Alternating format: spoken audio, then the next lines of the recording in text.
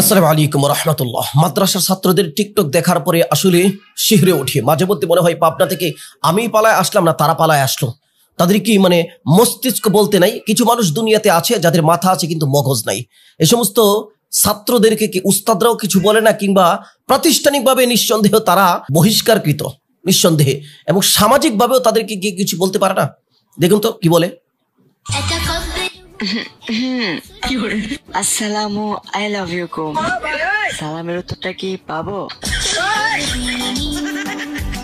চিন্তা করছি, সালামকে বিকৃত করছে। সালাম ইসলামের একটি শিয়ার, ইসলামের সৌন্দর্য, সালামের সম্মান রয়েছে।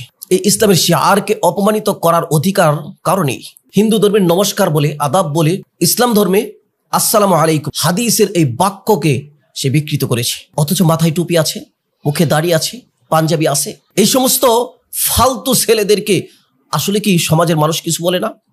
এরা কোত্থেকে জন্ম নেয়, কোথায় থেকে বের হয়ে আসে? আদৌ কি তারা কোনো প্রাতিষ্ঠানিকভাবে কোনো মাদ্রাসার ছাত্র, কোনো মাদ্রাসার লেখাপড়ার সাথে তারা কি জড়িত? মনে হচ্ছে না। এদের কারণে আজকে ওলামায়ে কেরামদের বদনাম হয়, মাদ্রাসার আরো 8-10টা ছাত্রদের বদনাম হয়। এটা তো আমাদের পথ না।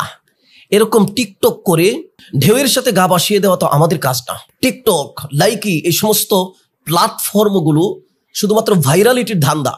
ভাইরাল হয়ে কি করবে? মাদ্রাসাই দিয়েছে লেখাপড়া করার জন্য। এই সমস্ত ভাওতাবাজি না করে লেখাপড়া করো, আর না হয় প্রফেশনাল টিকটকার হয়ে যাও। তোমার কোনো অধিকার নাই মাদ্রাসার লেবাস পরে, টুপি পাঞ্জাবি নবীর সুন্নত পরে এই সমস্ত ফালতু কাজ করা।